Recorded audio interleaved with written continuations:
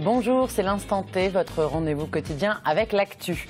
Au programme aujourd'hui, Jean-Yves Le Drian, candidat des socialistes bretons pour les élections régionales. Une enquête sur le recyclage des mégots de cigarettes et le top départ de la Coupe du Monde de planche à voile en presqu'île de Crozon. Et puis, Corto Maltese à l'honneur ce vendredi. Vous savez, ce beau marin ténébreux né sous le crayon d'Hugo Pratt en 1967. Près de 20 ans après sa dernière aventure, il revient dans Sous le soleil de minuit. Juan Diaz-Canelles et Ruben Pellejo, bonjour à vous deux. Vous êtes respectivement le scénariste et le dessinateur de ce nouveau tome. On en parle tout à l'heure ensemble. Comme chaque vendredi, vous retrouvez aussi la brève de trottoir de Steven Leroy et l'Instant Môme avec Aline Baudry. Bonjour Aline. Bonjour. Alors qu'est-ce qu'on fait de nos enfants pendant les vacances, Aline? Les vacances, ça commence dès ce soir. Vendredi. On va pouvoir les occuper, vous inquiétez pas, j'ai plein d'idées. Bon, on est rassurés du coup. On voit ça en fin d'émission. Tout d'abord, on démarre par un point sur l'actualité de ce vendredi 16 octobre. Jean-Yves Le Drian sera donc bien le chef de file des socialistes pour les élections régionales en Bretagne. Après le dernier conseil régional à Rennes ce vendredi, le ministre de la Défense était à Guidel, près de Lorient, pour son annonce officielle. Retour sur cette journée avec nos confrères de TVR 35 et de TB Sud. C'est finalement à Guidel, dans le Morbihan, que Jean-Yves Le Drian a officialisé sa candidature pour les élections régionales de décembre prochain. Déjà, en 2012, il avait promis qu'il reviendrait pour tenter de conserver la présidence du Conseil régional de Bretagne. Mais cette nomination pose question quant à sa fonction de ministre de la Défense. Sur le cumul des mandats, Jean-Yves Le Drian a sa réponse. J'accomplirai mon devoir. Quant à mon mandat ministériel, si je suis élu, je connais les règles relatives au cumul. J'assume mes responsabilités. Et il reviendra au président de la République de prendre, le moment venu, les décisions qui conviennent. Une journée significative pour faire cette annonce, puisqu'aujourd'hui se tenait à Rennes la dernière session du Conseil régional. Sur place, l'opposition réagit déjà à ce troisième mandat de président, brigué par Jean-Yves Le Drian. J'étais président du Conseil régional de 2004 à 2012. Il est resté conseiller régional dans la majorité socialiste depuis lors. Il en assume donc le bilan. Comme je vous l'ai dit, celui-ci n'est pas très positif. Alors évidemment, il doit se sentir un devoir d'essayer de se rattraper. Jean-Yves Le Drian a annoncé qu'il resterait ministre jusqu'aux élections qui se dérouleront les 6 et 13 décembre prochains. Une annonce qui marque le lancement de la campagne des régionales en Bretagne. À ce propos, on écoute le point de vue d'Hubert Coudurier, le directeur de l'information du Télégramme. Jean-Yves Le Drian s'est donc lancé dans la campagne des régionales. À force d'attendre, il n'avait plus guère le choix, car son absence risquait de condamner les socialistes à l'échec, faute de plan B, de candidats crédibles de rechange. Il semble néanmoins entrer dans la bataille à reculons, laissant entrevoir l'hypothèse d'un maintien à l'hôtel de Brienne en cas de victoire, ce que le Premier ministre Manuel Valls a clairement exclu. En clair et paradoxalement, seul son échec pourrait lui permettre de se maintenir dans un poste où il a réussi et auquel il tient, dans un contexte international certes extrêmement tendu. En revanche, s'il sauve la Bretagne, ce sera un triomphe personnel. Toujours est-il que nous avions un candidat sans grande notoriété en campagne depuis des semaines et un candidat omniprésent sur le plan médiatique et néanmoins non déclaré. Aujourd'hui, les choses sont claires. Pour autant, la bataille est loin d'être gagnée pour Le Drian, comptable du rejet et de l'impopularité du gouvernement et de François Hollande, son ami. Il incarne aussi, malgré tout, la fin d'une époque et d'une génération qui s'est signalée par les grands succès et l'enracinement du socialisme il y a une trentaine d'années, mais qui aujourd'hui, de Louis le Pinsec à Charles Josselin, prend progressivement sa retraite. Et une soixantaine de postes supprimés à Morlaix, c'est ce qu'a annoncé la direction de Hop Britair ce vendredi en comité d'entreprise extraordinaire. Un plan qui s'inscrit dans le cadre de la fusion des 3 compagnies Britair, Airliner et Régional, programmée pour avril 2016. Si elle est moins importante qu'initialement prévu, cette annonce de suppression interroge les employés sur l'avenir du site morlaisien. Le siège de la compagnie aérienne compte actuellement 350 salariés. Si fumer tue, les mégots, eux, ont le droit à une nouvelle vie. Une société brestoise s'est lancée dans la collecte des filtres usagés en vue de leur recyclage. Quand elle se promène sur la commune d'Arzon dans la presqu'île de Ruisse, Annick ne part jamais sans sa bouteille plastique. Pour une collecte peu engageante. En 2 heures, j'en ramasse 1000 dans les bons coins. La moindre petite encoche, il y a un paquet de mégots près des poubelles, autour des poteaux. J'ai découvert que le mégot, c'est un polluant qui ne se détruit en 12 ans. Offrir une seconde vie aux mégots de cigarettes, cette société des environs de Brest a lancé en juin une filière de recyclage. Après la collecte, elle envoie les mégots en Angleterre où se trouve une usine capable de recycler l'acétate de cellulose. Cette palette en plastique est à hauteur de 20 à 30% de base d'acétate de cellulose, donc on a retrouvé à partir de mégots usagés. Nous sommes avant tout collecteurs de l'ensemble des déchets de bureau en entreprise. Nous avons remarqué que de nombreuses structures n'avaient pas de point de tri pour leurs mégots de cigarettes. À savoir que leurs collaborateurs triaient déjà leurs bouteilles plastiques, leurs papiers, leurs gobelets, et se retrouvaient avec des mégots et finissaient par les jeter dehors. Et on s'est dit, c'est quand même dommage d'avoir une solution dans les bureaux et de ne rien avoir à l'extérieur avec des points de tri pour les mégots de cigarettes. Moyennant 38 € par an, la société installe ses bornes de collecte. Leur implantation commence doucement, mais sûrement, comme ici, au centre d'infrastructures de la Défense, à Brest, 350 salariés et une quarantaine de fumeurs, avec un succès inattendu. Alors on s'est aperçu au bout de quelques jours que les agents qui travaillent à l'ESID amenaient les cendriers, enfin amenaient des sacs remplis de mégots de leur domicile pour les vider dans les containers. Donc au vu de cette action, on a compris qu'on avait bien fait de mettre au point cette collecte de mégots. Pour l'instant, l'implantation des bornes commence doucement. Une vingtaine de lieux en sont équipés, comme chez cette buraliste à Rennes. Donc je trouvais pas mal pour nous, buralistes, d'être aussi les premiers acteurs à pouvoir ne pas laisser les mégots de cigarettes traîner sur la rue. Le fruit de la collecte d'Annick, une fois recyclé, donnera près d'1 kilo de plastique. À Paris, 1 tonne de mégots est ramassée par jour. Le recyclage a de beaux jours devant lui. Et coup d'envoi de l'Extreme Glisse Festival en presqu'île de Crozon. Ce vendredi matin, l'heure était aux inscriptions sur la plage de Morgat. Durant 7 jours, les grands noms du windsurf vont s'affronter avec notamment l'avant-dernière étape du championnat du monde en vague. Et cette année, les filles sont aussi de la partie. Camille Pochet a rencontré les meilleures rideuses du monde. Des sauts, du surf, les meilleurs windsurfers au monde investissent les spots de Crozon jusqu'à jeudi 22 octobre. Contrairement à l'an dernier, dans les meilleurs, on trouve aussi des windsurfeuses. Les sœurs Moreno, par exemple, raflent tous les podiums en Coupe du Monde. Venues tout droit des îles Canaries, elles se réjouissent de voir les femmes dans la compétition cette année. Les organisateurs devraient toujours faire courir les femmes. À chaque fois qu'ils renoncent à les intégrer, ils avancent l'argument du budget. Ça fait presque 20 ans qu'on fait de la compétition et c'est cette année que nous voyons les filles les plus motivées, qui s'entraînent beaucoup. On est contente de voir ça dans notre sport et fière d'être en France pour ces épreuves. Si les Moreno Twins font partie des meilleures, les Françaises se défendent dans cette épreuve de vague. Alice Harutkin, classée 3e mondiale en vague l'année dernière, voit dans ses concurrentes bretonnes des adversaires de taille. Alors là, il y a toutes les filles de Coupe du Monde, donc toutes mes concurrentes directes que je vois toute l'année.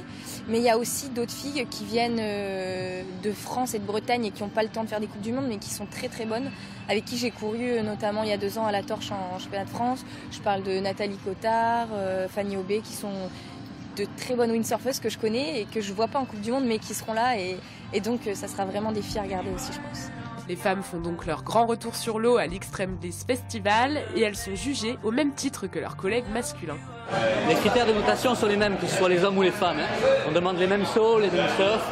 La seule différence, c'est que ça va un peu moins haut, c'est un peu moins radical dans les courbes, mais le niveau, c'est le meilleur niveau au monde. C'est la Coupe du Monde, on a les championnes du monde. Les champions s'inscrivent ce vendredi matin et le show, lui, commence ce samedi. Et lui aussi connaît bien la mer et les embruns puisqu'il est marin et parcourt le monde dans son pantalon blanc toujours impeccable. Corto Maltese est de retour et c'est grâce à nos invités. Juan Diaz-Canales, vous êtes le scénariste, et Rubén Pereiro, le dessinateur de Sous le soleil de minuit, une nouvelle aventure de Corto Maltese.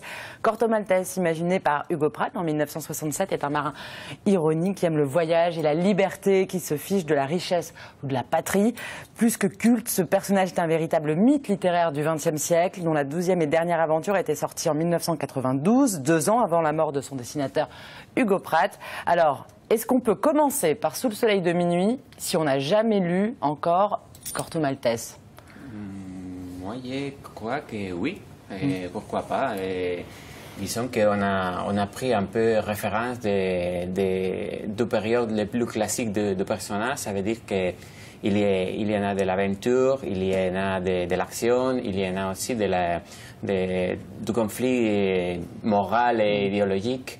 Mais en même temps, c'est une histoire qui se déroule pendant l'année 1915 et que tout le monde qui ne connaît pas, même les personnages, peut lire tranquillement. On n'a pas besoin d'avoir eu un début ou une suite pour se mettre dedans. Alors, les fanatiques de l'œuvre de Pratt y retrouveront en revanche de nombreuses allusions aux anciens albums. Est-ce que c'était important que ce nouveau tome s'inscrive parfaitement dans l'œuvre existante, avec par exemple des personnages issus des anciens numéros? Tout à fait, parce qu'en fait, ça s'agit pas surtout de faire de faire un album de Corto Maltese vu par Pereiro Canales, mais en continuation de la série. Et dans notre vie, a été toujours l'idée de retrouver l'esprit du personnage et à partir de cela, rester cohérent dans la biographie du personnage et dans les faits réels qui se passent à cette époque-là. Et surtout que l'univers créé par Hugo Pratt reste là, reste crédible. Alors, reprendre le personnage de quelqu'un d'autre, 20 ans après sa dernière aventure, un personnage dont je suis sûre que tous les deux vous étiez fans depuis au moins l'adolescence. J'imagine que c'est à la fois un rêve qui se réalise, mais c'est aussi travailler avec une certaine pression, peut-être, Rubén? Pas beaucoup. Hein. Non. C'est vrai que pendant tous les temps que nous faisons l'histoire, c'est un peu un secret. Et ça, pour nous, c'est bien pour travailler. Ouais. Vous n'avez pas été harcelé par la presse ou les fans? Oui, mais c'est après la sortie qu'on peut trouver les opinions, les critiques, et alors nous sommes attendus. Comment ça s'est passé? Vous êtes replongé dans... Vous avez relu toutes les aventures de Corto Maltese avant de vous plonger dans celui-là? Je l'ai relu déjà beaucoup de temps, mais maintenant, à côté de ma table, j'ai fait, on peut dire, une relecture, une revisualisation de dessin de Hugo pour rester à côté de moi comme inspiration en même temps et pour peindre ces choses qui sont dans l'album, qui sont de son personnalité, que c'est nécessaire pour mélanger avec la même. Ce tome n'est pas la suite de la dernière aventure de Corto Maltese, vous l'aviez dit, ça se passe en 1915. Il vient s'insérer chronologiquement d'ailleurs après le premier opus qui s'appelait La balade de la mer salée, qui s'appelle toujours comme ça. Pourquoi ce choix, Juan? Tout d'abord parce que c'est assez symbolique. On a fait le retour du personnage après plus de 20 ans et ça nous disons que ça a été symbolique et raconter l'histoire qui se passe juste après la toute première apparition de Corto dans le Pacifique. C'est pour ça qu'on a choisi. Et en même temps, à cette époque-là, on trouve déjà les personnages qui c'était encore jeune, mais qu'il est déjà dans la maturité, il a vécu déjà pas mal d'aventures. Et il s'accroissait déjà aussi avec des personnages secondaires assez importants comme Rasputin et qui nous ont profité. Qui apparaît donc au tout début d'ailleurs. Ça se passe dans le Grand Nord canadien, en Alaska. Pourquoi avoir choisi ce décor-là? C'est un endroit qui vous... Ça nous intéressait beaucoup. D'abord parce que c'est un endroit où on n'a jamais pas vu Corto. C'est quelque chose d'inédit. Mais en même temps, c'est un endroit avec des paysages qui nous évoquent les histoires des prêtres, avec la nature dans tout ça magnificent, c'est formidable, la nièce, bref, on peut dire que les paysages c'est un autre personnage dans le récit, comme la mer ou comme le désert dans les histoires classiques de Corto. Ruben, qu'est-ce qui vous plaît dans le personnage de Corto Maltese? Qu'est-ce qui en fait un héros si particulier? Lui-même, la même figure de le personnage à niveau visuel, il a une grande force, et c'est une icône, visuellement c'est une grande force comme personnage BD. Ouais. Et ça, pour un côté, c'est le plus difficile à dessiner. Pourquoi? C'est le même Corto Maltese a évolué pendant tous les albums de Hugo Pratt. Mais surtout son personnalité, c'est une icône, c'est un aventurier très spécial et il approchait des choses qui sont pour parler de lui. C'est incroyable. Juan, pareil, c'est un personnage qui vous fascine, j'imagine, bien avant que vous ayez commencé à travailler dessus. Oui, bon, je raconte très souvent que si je suis dans le métier, dans la BD, c'est grâce à Corto. J'ai tombé amoureux complètement pendant mon adolescence, depuis que j'ai lu la première histoire courte qui a tombé sur ma main.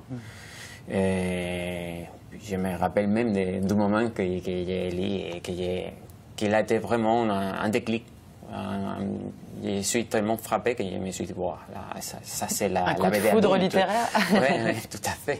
Et après ça, je me suis dit, bon, donc ça c'est possible de faire des trucs pareils avec la BD. Moi, j'ai tombé, c'était formidable. Et c'est pour ça que au moment donné qu'on a démarré avec la reprise, ça a été plutôt une sensation de retrouvailles d'un personnage que tu tiens beaucoup, avec lequel tu as une relation presque émotionnelle. Et ce sentiment de joie, c'est beaucoup plus fort que la responsabilité ou la peur d'être avec un mythe sacré et culte de la BD. Ouais. Alors, on retrouve vraiment l'univers d'Hugo Pratt, autant dans le récit que dans le dessin, mais il y a quand même de vous un petit peu. C'est quoi la touche personnelle de Juan et Ruben dans ce tome? Je vous laisse répondre, celui qui veut commencer, Ruben peut-être. Oui, il y a un côté personnel. C'est quoi votre touche dedans? J'ai un personnage que j'ai fait une fois qui s'appelle Dieter Lumpen, qui là, on peut voir plusieurs choses de le maître Pratt. Alors, j'ai une influence dans mon travail très évidente pendant toute une époque. Mais pas après, pourquoi mon dessin a évolué, mais si pendant une époque. Alors, aujourd'hui, pour moi, c'est une métier très naturel de dessiner proche un peu la ligne de Pratt. Pourquoi c'est dans toute l'étape de ma jeunesse, de mon apprentissage, qu'il restait avec moi, dans mon intérieur. Alors, il y a plusieurs choses qui sont de lui, il y a d'autres qui sont de moi-même pendant le temps. Alors, à niveau de composition, il y a des choses qui sont de moi, à niveau de les noix, comme tu travailles les noix avec le pinceau, c'est des choses qui sont de Hugo Pratt. Et il y a petits détails comme l'attitude des personnages, ils sont de Pratt. J'ai fait un mélange un peu de manière de dessiner. Merci beaucoup. Donc, Corto Maltese, Sous le soleil de minuit est disponible dans vos librairies. Allez-y, lisez-le parce que nous, en tous les cas, on l'a adoré ici à TBO. Merci beaucoup à tous les deux. Merci. Tout de suite, dans un tout autre registre, on retrouve Stéphane Leroy.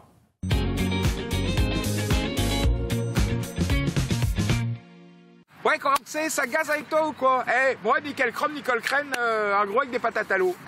Sans déconner, je vais te faire un petit jeu, mais rapide, hein. À quoi sait-on qu'on est arrivé dans la saison dite de l'automne? C'est fastoche. T'as 4 éléments essentiels pour savoir que t'es dans la saison de l'automne. Déjà, il suffit de lever un peu tes yeux au-dessus du bitume et tu regardes qu'en haut, hop, tout est rouquin. T'as l'impression d'avoir un congrès d'Irlandais en train de s'enfiler de la Guinness et que tout ça va te tomber sur la gueule d'ici peu. Bon. 2. Me mens pas, t'es en train de te demander quand tu vas mettre le chauffage. Je suis sûr que t'as mis un petit coup à 18 ce soir parce que, oh là là, oh là là, oh là là. 3, quand tu vas à la plage, t'as un grand regard mélancolique sur l'océan qui s'éloigne au fond alors que, il y a moins de 2 mois, t'avais quasiment les burnes à l'air et t'étais en train de faire plouf plouf avec les nains dans une bouée Snoopy. Mais le 4e élément, celui qui bat tous les records, c'est quand t'es à Brest, c'est le gars qui a la souffleuse à feuilles. Je sais pas si t'es de la maison, mais je t'explique un peu, t'es assis sur un banc, t'attends le tram, pédardo, bilot, ouais, t'es comme ça, tranquillou, bilou, ouais, tout tranquille.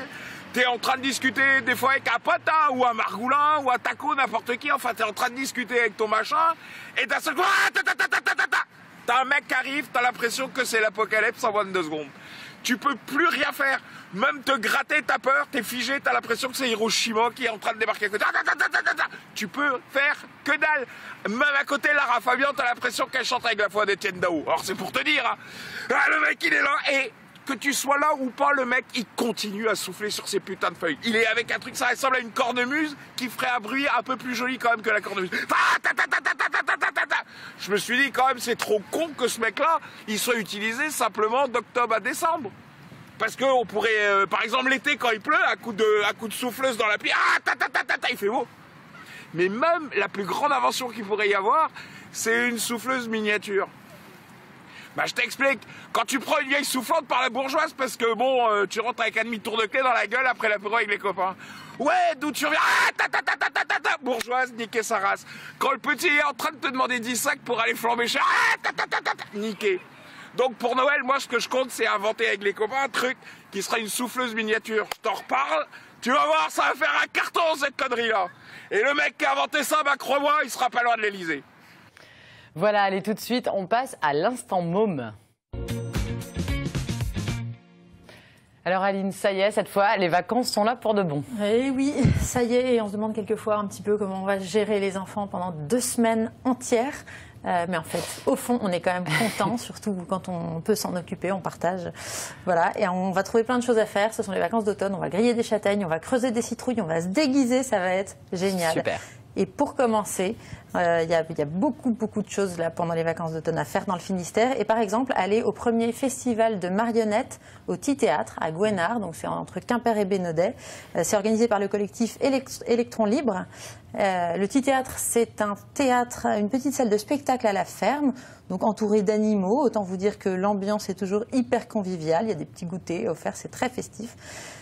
Pour le festival qui va durer pendant toutes les vacances, 3 compagnies seront présentes, avec entre autres la Petite Semelle qu'on a déjà vue avec le Tréteau Théâtre à Quimper, Electrobus Théâtre, Lone et compagnie et Margoden, la compagnie résidente, qui fabrique d'ailleurs ces marionnettes sur place, et ça c'est assez magique comme endroit dans l'atelier. Et donc il faut souligner aussi que ce festival n'est pas du tout subventionné, les organisateurs sont de vrais passionnés. En tout, 28 représentations, 2 grandes soirées cabaret les 24 et 31 octobre. Et comme c'est Halloween, évidemment, soupe de citrouille au menu. Donc rendez-vous voilà, au Petit Théâtre à Gouesnard du 18 au 31 octobre pour le festival du bout du chemin. Oui, puisque c'est son aux parents aussi, c'est ça qui est bien. Mais tout à fait, c'est magique, ça plaît aux parents, aux enfants aussi.